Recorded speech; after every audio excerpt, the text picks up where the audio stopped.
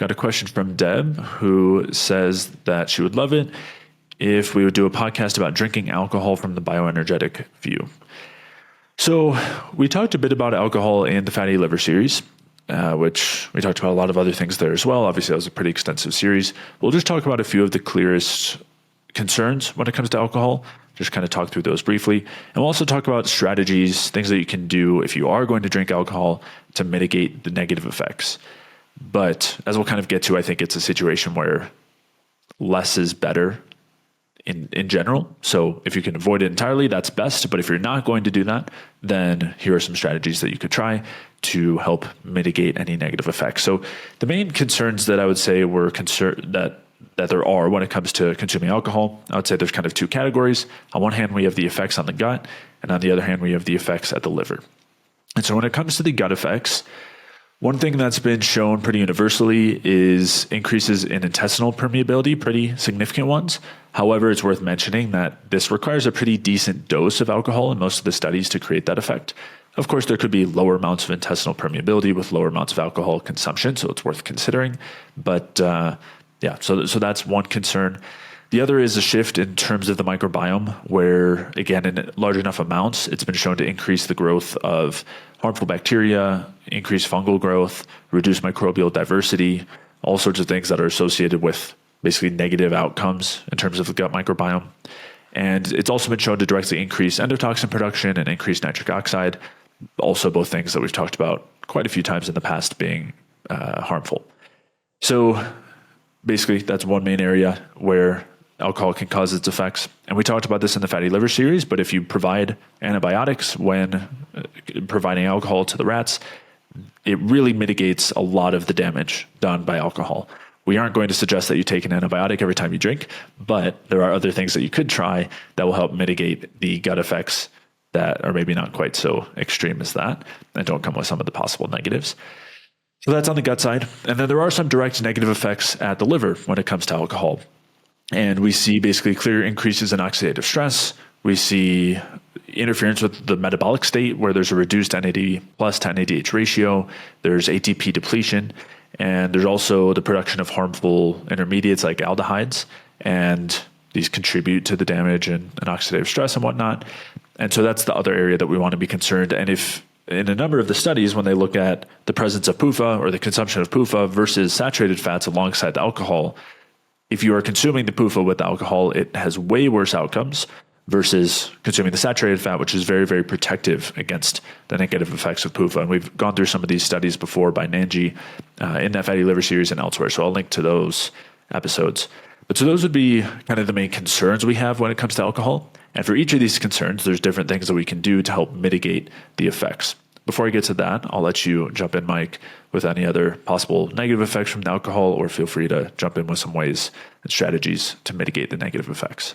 Yeah, I think I agree with the major effects of alcohol, right? So you have the depletion of ATP, you have the hypoxia that it produces, and then you have the acetaldehyde.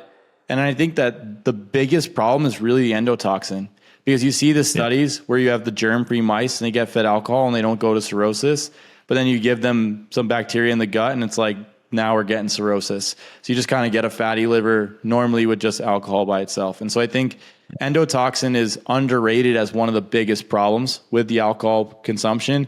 The other thing is that I want to just mention here is that the chronic upregulation of oxidative stress, then acetaldehyde, and the lack of ATP and damage to the liver actually drives damage to DNA, which drives liver cancer over the long term with alcohol consumption. So I think the number one strategy across the board with alcohol is just avoid.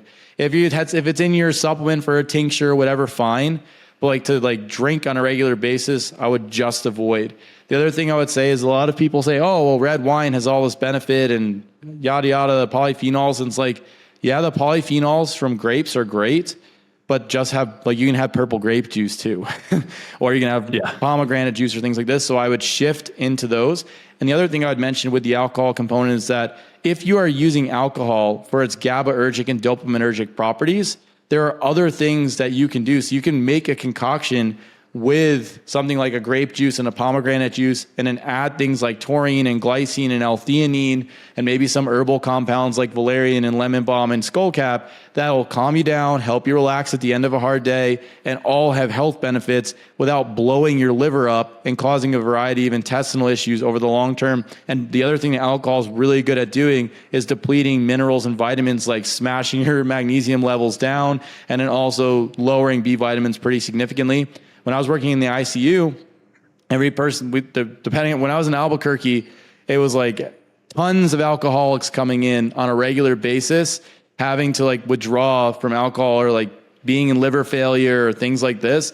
And the protocol was always, they need magnesium, they need thiamine, they're going to need banana bags, which is a bunch of B vitamins called banana bags because the B vitamins turn it yellow.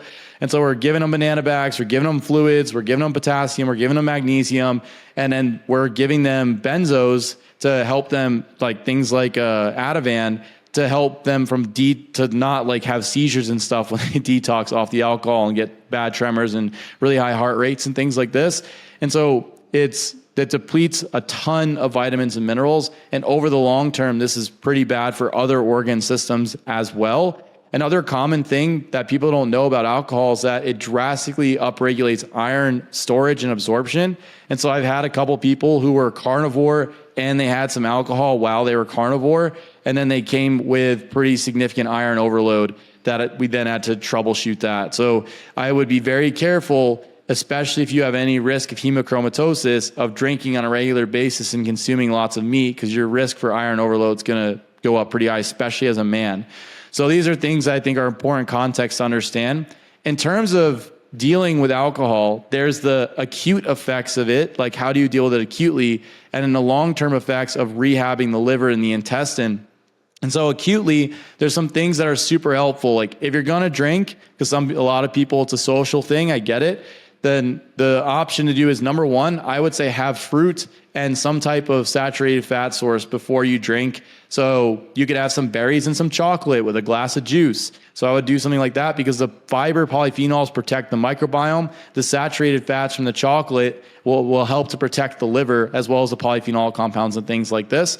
And then the other thing I would do is I would have collagen and whey protein. The collagen is going to provide amino acids to protect the intestinal lining.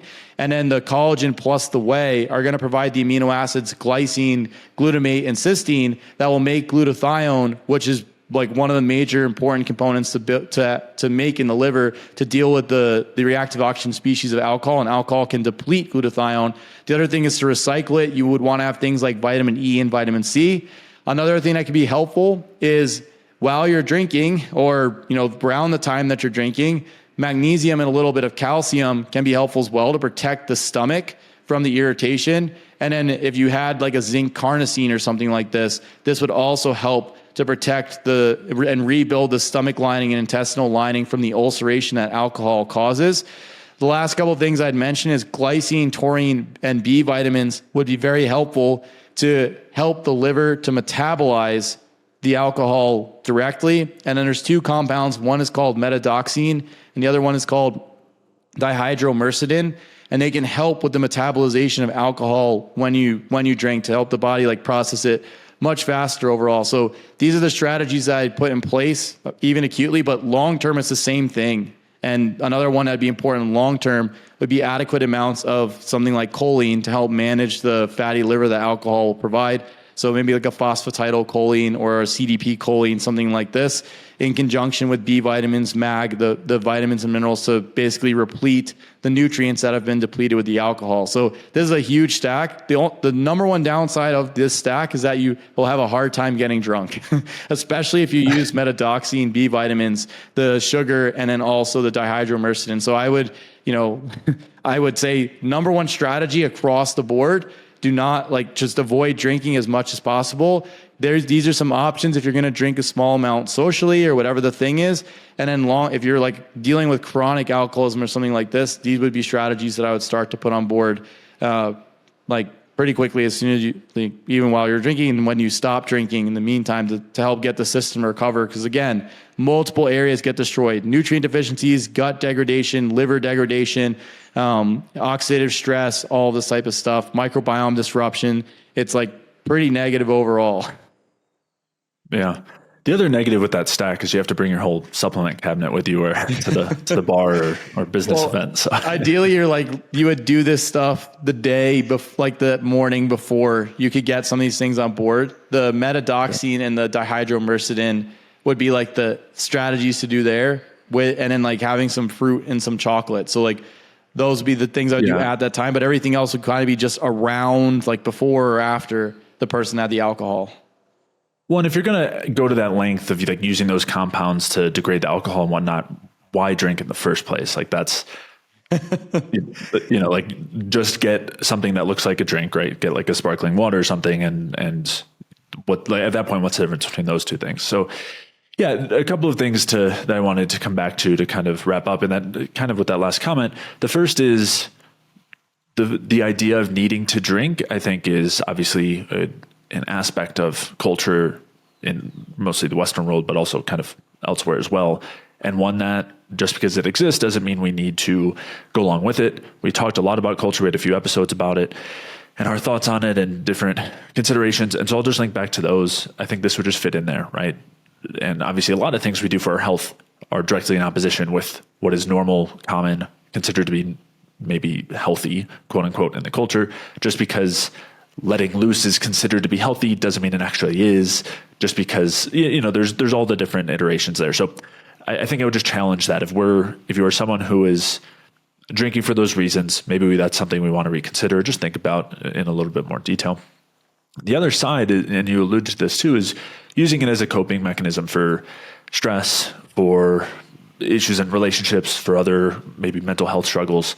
And there's a place for Band-Aids. If we're going to use a Band-Aid, I would way prefer to use one that doesn't have these sorts of negative effects. But if this is our Band-Aid of choice for one reason or another, we obviously want that to be as temporary as possible, right? And that we actually work on those underlying issues so we don't need to rely on it as a coping mechanism. So that's obviously a much larger conversation and would depend on what specific reason we're using it, but those are really important when it comes to alcohol use. And then just a couple other things to mention when it comes to things to consider in terms of mitigating the effects. So fructose, and you mentioned, carbohydrates and fructose alongside it. Fructose is able to double the clearance of alcohol. So that's something that you could get pretty accessibly and use. Another one is taurine, as you said, which also improves alcohol clearance and detoxification. So we get an easier one to acquire and use. As you mentioned, saturated fats are also very protective here. They can protect against the gut effects and the liver injury effects. So something that, again, if we're generally consuming them, should be there.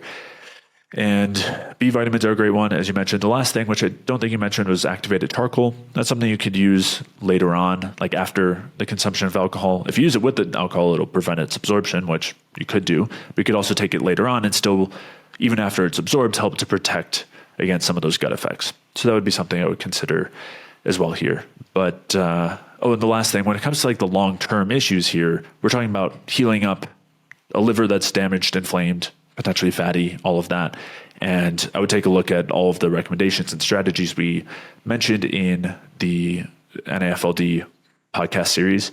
We spent a lot of time going into the mechanisms, pathways of what's going on in those states, but also at the end, we spent a lot of time talking about supplements and diet and other things to incorporate for long-term liver health. And, in the state that we have chronically damaged the liver. So yeah, and all great points there. You mentioned, nutrient deficiencies, things like that, which I think are important to consider.